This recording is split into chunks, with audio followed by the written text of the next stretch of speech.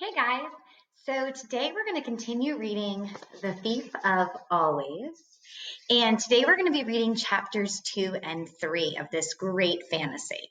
Now, we're still in the beginning of the book. So as readers, we're still trying to figure out really what's going on. So what I want you to do today while we're reading is really pay attention to the setting, because we know that good fantasy readers know that the setting is almost like a character itself, and it's really worth paying attention to. I also want you to pay attention to our characters, Harvey and Rictus, because there's a bit of a power struggle, not a struggle, but a lot of times in fantasy books, there's an issue about who has power. And I want you to be thinking about that as we read today. Okay, so here's a really interesting picture. Chapter 2 is called The Hidden Way. Ooh, let me just rotate that for you. Here we go. Harvey said nothing about his peculiar visitor to either his mom or his dad, in case they put locks on the windows to stop Rictus returning to the house. But the trouble with keeping the visit a secret was that after a few days, Harvey began to wonder if he'd imagined the whole thing. Perhaps he'd fallen asleep at the window, he thought, and Rictus had simply been a dream. He kept hoping, nevertheless. Watch for me, Rictus had said, and Harvey did just that. He watched from the window of his room. He watched from the desk at school. He even watched with one eye when he was lying on his pillow at night, but Rictus didn't show. And then, about a week after that first visit, just as Harvey's hope was waning, his watchfulness was rewarded. On the way to school one foggy morning, he heard a voice above his head and looked up to see Rictus floating down from the clouds. His coat swelled up around him so that he looked fatter than a prize pig. "How you doing?" he said as he descended. "I was starting to think I'd invented you," Harvey replied. "You know, like a dream." "I get that a lot," Rictus said, his smile wider than ever, "particularly from the ladies. You're a dream come true, they say." He winked. "And who am I to argue? You like my shoes?" Harvey looked down at Rictus's bright blue shoes. They were quite a sight, and he said so. I gotta give 'em by my boss," Rictus said. "He's very happy you're gonna come visit. So are you ready?" "Well, it's no use wasting time," Rictus said. "There may not be room for you tomorrow." "Can I just ask one question?" "I thought we agreed." "I know, but just one." "All right, one." "Is this place far from here?" "Nah, it's just across town." "So I'd only be missing a couple of hours of school?" "That's two questions," Rictus said. "No, I'm just thinking out loud." Rictus grunted. "Look," he said, "I'm not here to do a great song and dance persuading you. I got a friend called Jive. He does that. I'm just a smiler. I smile and I say, 'Come with me to the holiday house.' And if folks don't want to come," he shrugged, "hey, it's their hard luck." With that, he turned his back on Harvey. "Wait," Harvey protested. "I want to come, but just for a little while." "You can stay as long as you like," Rictus said, "or as little. All I want to do is take that glum expression off your face and put one of these up there." His grin grew even larger. "Is there any crime in that?" "No," said Harvey. "That's no crime. I'm glad you found me. I really am." So what if he missed all of his morning at school? He thought. It would be no great loss. Maybe an hour or two in the afternoon as well. As long as he came home by 3 or 4, certainly before dark. "I'm ready to go," he said to Rictus. "Lead the way." Now, friends, don't go away with strangers. This is not, hopefully you're noticing that maybe something's not sounding right here. Miss Lapp, the town in which Harvey had lived all his life, wasn't very big. and he thought he'd seen just about all of it over the years. But the streets he knew were soon behind him, and though Rictus was setting a fair speed, Harvey made sure he kept a mental list of landmarks along the way, in case he had to find his way home on his own. A butcher shop with 2 pigs' heads hanging from hooks, a church with a yard full of old tombs beside it, the statue of some dead general covered from hat to stirrups and pigeon dung, and these sights and more he noted and filed away. And while they walked, Rictus kept up a stream of idle chatter. I hate the fog, just hate it, he said. And there'll be rain by noon. We'll be out of it, of course.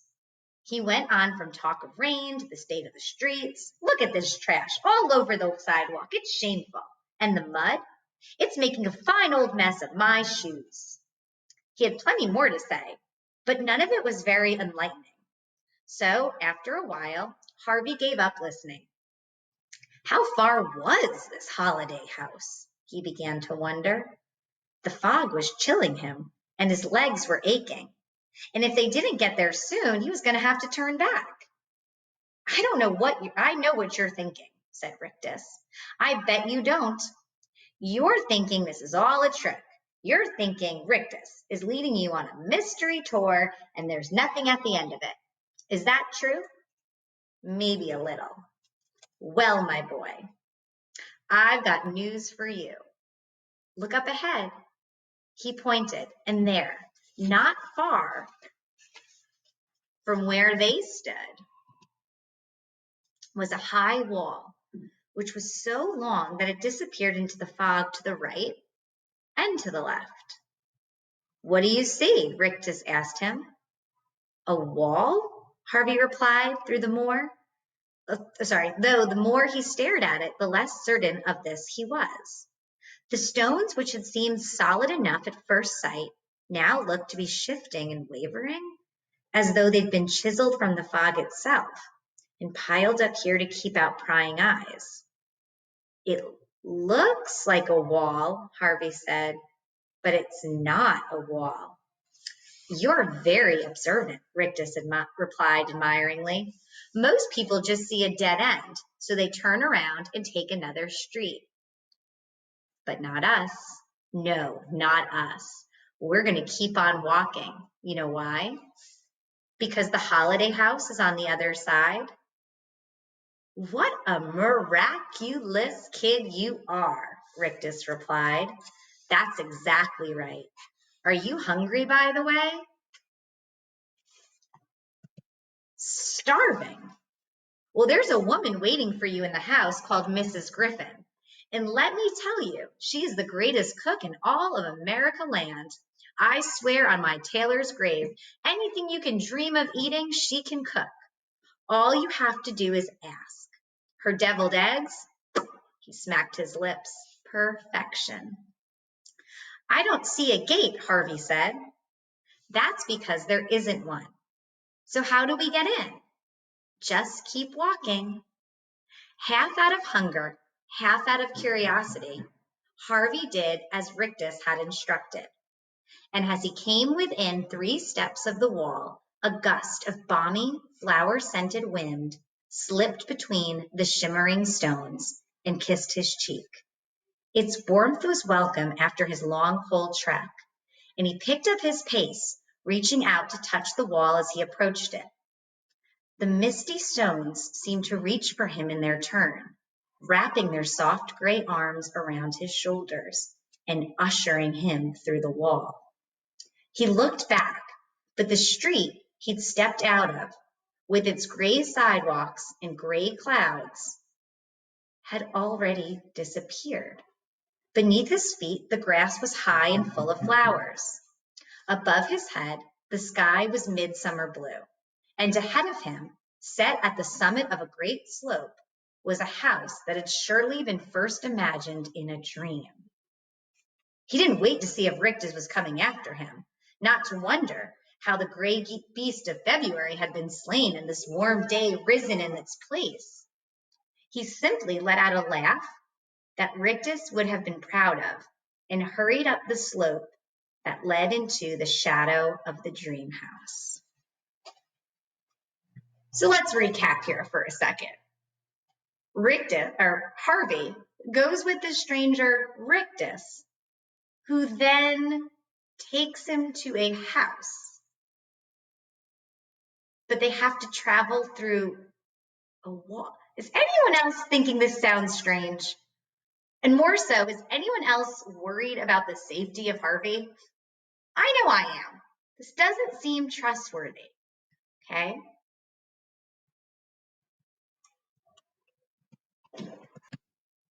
So let's go ahead right now and read chapter 3 to find out what happens in this house. The house, Holiday House, it's called.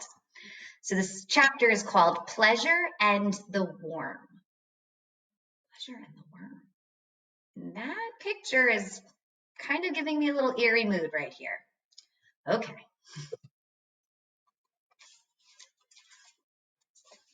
What a fine thing it would be, Harvey thought, to build a place like this, to drive its foundations deep into the earth, to lay its floor and hoist its walls, to say, where there was nothing, I raised a house. That would be a very fine thing. It wasn't a puffed up peacock of a place either. There were no marble steps, no fluted columns. It was a proud house, certainly, but there was nothing wrong with that. It had much to be proud of. It stood 4 stories high and boasted more windows than Harvey could readily count. Its porch was wide, as were the steps that led up to its carved front door. Its slated roofs were steep and crowned with magnificent chimneys and lightning rods. You know what? I'm guessing this book on the cover here is probably Holiday House. Ooh, and maybe that's the fog he went through. Oh, let's go back to the chapter. Its highest point, however, was neither a chimney nor a lightning rod, but a large and elaborately wrought weather vane, which Harvey was peering at when he heard the front door open and a voice say, "Harvey Swick, as I live and breathe." He looked down, the weather vane's white silhouette still behind his eyes, and there on the porch stood a woman who made his grandmother, the oldest person he knew, look young. She had a face like a rolled up ball of cobwebs, from which her hair, which could have been spider's work, fell in wispy abundance. Her eyes were tiny, her mouth tight, her hands gnarled. Her voice, however, was melodious, and its words welcoming. So she's scary looking on the outside, but her voice is very sweet. "I thought maybe you decided not to come," she said, picking up a basket of freshly cut flowers she'd left on the step, which would have been a pity. "Come on in. There's food on the table. You must be famished." "I can't stay long," Harvey said. "You must do whatever you wish," came the reply. "I'm Mrs. Griffin, by the way." "Yes, Rictus mentioned you." "I hope he didn't bend your ear too much. He loves the sound of his own voice, that and his reflection." Harvey had climbed the porch steps by now and stopped in front of the open door. This was a moment of decision. He knew, though he wasn't quite certain why.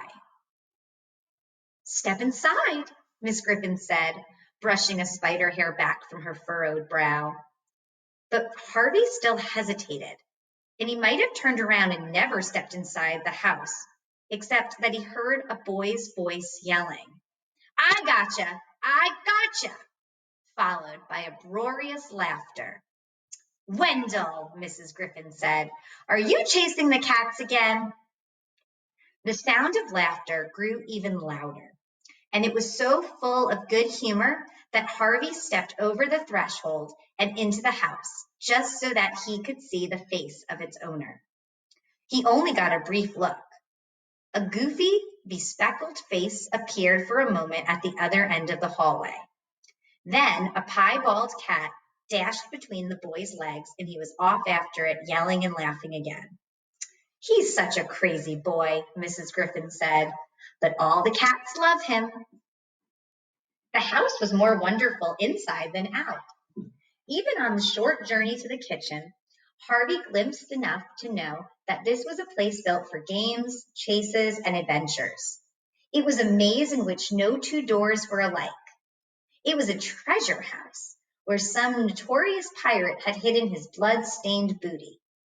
It was a resting place for carpets flown by Digens and boxes sealed before the flood, where the eggs of beasts that the earth had lost were wrapped and waiting for the sun's heat to hatch them. Sounds like an old house.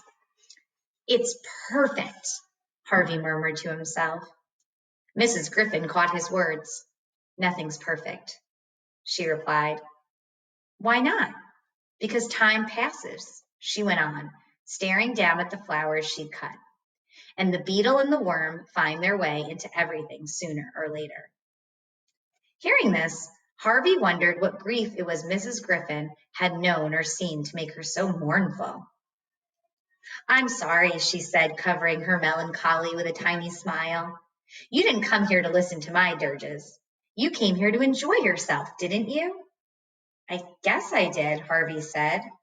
So let me tempt you with some treats. Harvey sat himself down at the kitchen table, and within 60 seconds, Mrs. Griffin had set a dozen plates of food in front of him. Hamburgers, hot dogs, and fried chicken, mounds of buttered potatoes, apple, cherry, and mud pies, ice cream and whipped cream, grapes, tangerines, and a plate of fruits he couldn't even name. He set to eating with gusto and was devouring his second slice of pie when a freckled girl with long frizzy blonde hair and huge blue-green eyes ambled in. You must be Harvey, she said. How did you know me?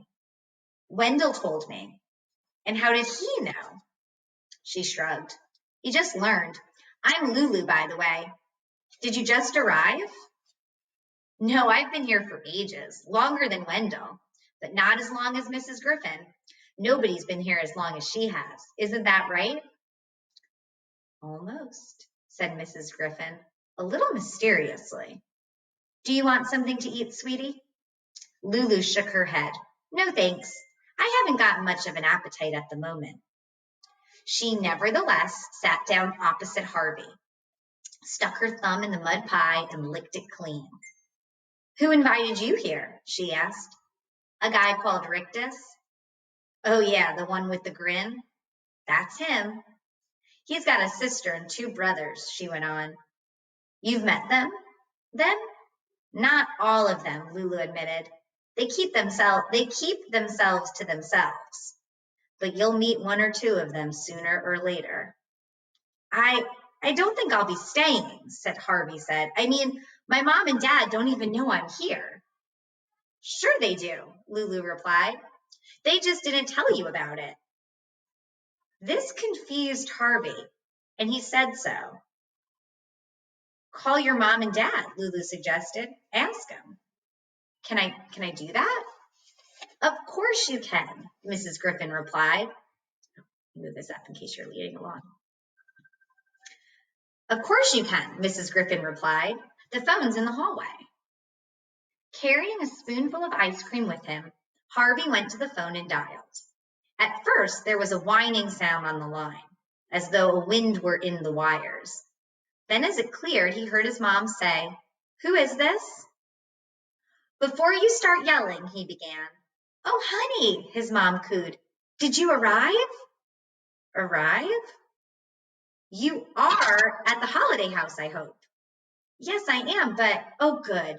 I was worried maybe you'd lost your way. Do you like it there? You knew I was coming? Harvey said, catching Lulu's eye. I told you, she mouthed. Of course we knew, his mom went on. We invited Mr. Rictus to show you the place. You looked so sad, you poor lamb. We thought you needed a little fun. Really? Said Harvey, astonished by this turn of events. Does anyone think that this is suspicious? Okay, just making sure. Where am I? Okay. We just want you to enjoy yourself, his mom went on, so you can stay as long as you want. What about school? He said. You deserve a little time off, came the reply. Don't you worry about anything. You just have a good time. I will, Mom. Suspicious. Oh, sorry, I think I went too many pages. Oh, here I am. Okay. Bye, honey. Bye. Harvey came away from the sorry, making sure I didn't skip a page. Bye, honey. Bye. Harvey came away from the conversation shaking his head in amazement. You were right, he said to Lulu. They arranged everything. So now you don't have to feel guilty, said Lulu. Well, I guess I'll see you around later, huh? And with that, she ambled away. If you're finished eating, Mrs. Griffin said, I'll show you to your room. I'd like that. She dully led Harvey up the stairs. At the landing, basking on the sun-drenched windowsill, was a cat with fur the color of the cloudless sky. That's Blue Cat, Mrs. Griffin said. You saw Stew Cat playing with Wendell. I don't know where Clue Cat is, but he'll find you. He likes new guests. Do you have a lot of people coming here? Only children, very special children, like you and Lulu and Wendell. Mr. Hood won't have just anybody. Who's Mr. Hood? The man who built the holiday house, Mrs. Griffin replied. Will I meet him too? Mrs. Griffin looked discomfited by the question. Maybe, she said, her gaze averted, but he's a very private man. They were up on the landing by now, and Mrs. Griffin led Harvey past a row of painted portraits to a room at the back of the house. It overlooked an orchard, and the warm air carried the smell of ripe apples into the room. You look tired, my sweet, Mrs. Griffin said. Maybe you should lie down for a little while. Harvey usually hated to sleep in the afternoon. It reminded him too much of having the flu or the measles. But the pillow looked very cool and comfortable, and when Mrs. Griffin had taken her leave, he decided to lie down, just for a few minutes.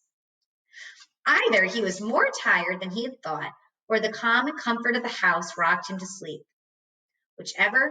Whichever, his eyes closed almost as soon as he put his head on the pillow, and they did not open again until morning.